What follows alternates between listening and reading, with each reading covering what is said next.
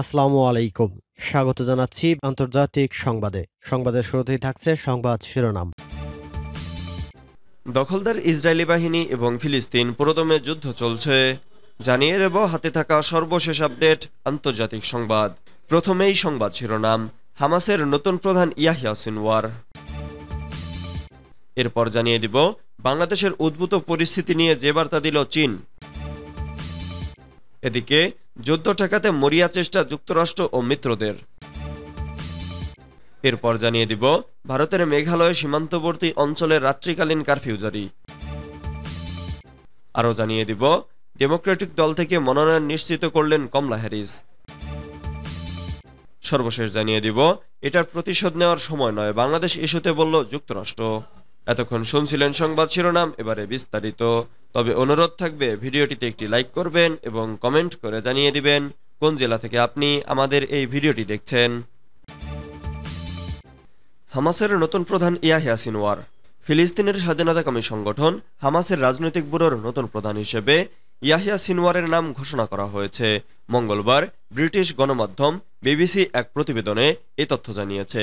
সংক্ষিপ্ত বিবৃতিতে হামাস বলেছে, ইসলামী প্রতিরোধ আন্দোলন হামাস কমান্ডার ইয়াহিয়া সিনওয়ারকে এই আন্দোলনের রাজনৈতিক ব্যুরোর প্রধান হিসেবে নির্বাচন করার ঘোষণা দিয়েছে। তিনি শহীদ কমান্ডার ইসমাইল হানিয়ের স্থলাভিষিক্ত হলেন।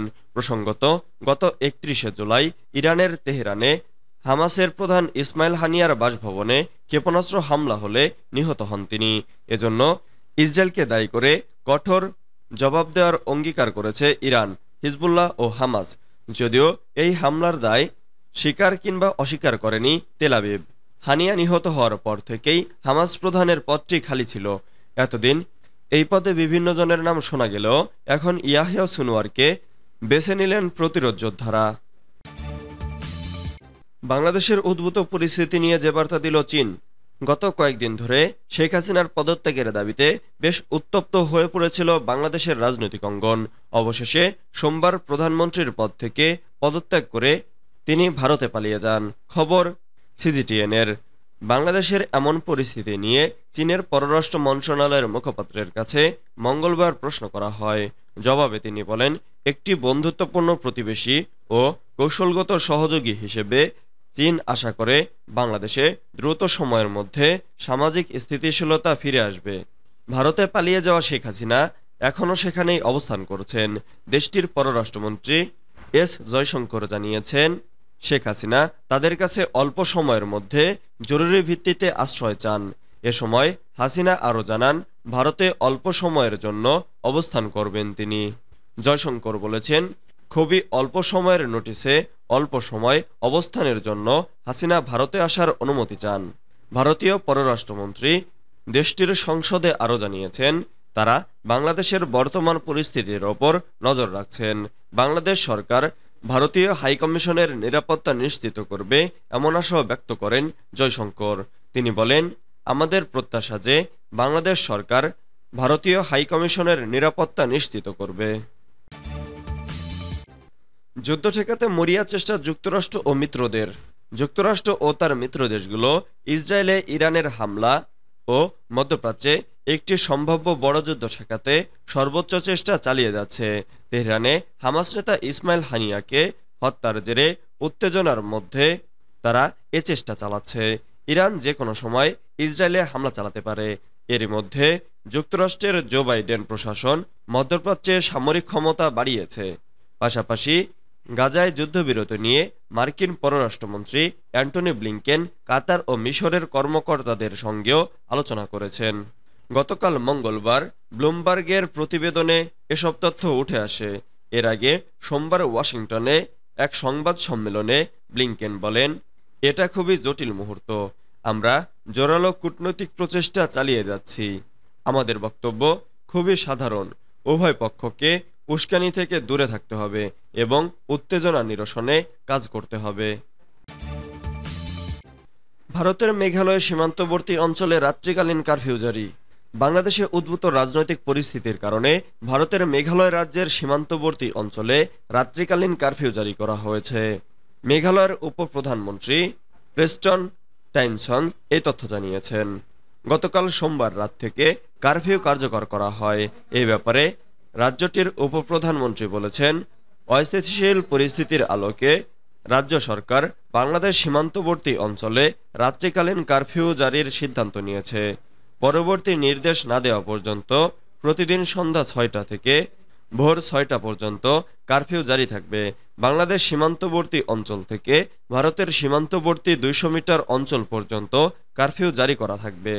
ভারতীয় সংবাদ মাধ্যম এনডিটিভি জানিয়েছে, মেঘালয়ে বাংলাদেশ ভারত সীমান্তে বিএসএফের ৯টি ব্যাটালিয়ন নিরাপত্তার দায়িত্ব পালন করছে। এদিকে ছাত্র ও জনতার বিক্ষোভের মুখে পদত্যাগ করে গতকাল ভারতে পালিয়ে গেছেন সাবেক প্রধানমন্ত্রী শেখ হাসিনা। ভারতের পররাষ্ট্রমন্ত্রী এস জয়শঙ্কর জানিয়েছেন, শেখ হাসিনা তাদের কাছে অল্প সময়ের মধ্যে জরুরি ভিত্তিক আশ্রয় চান।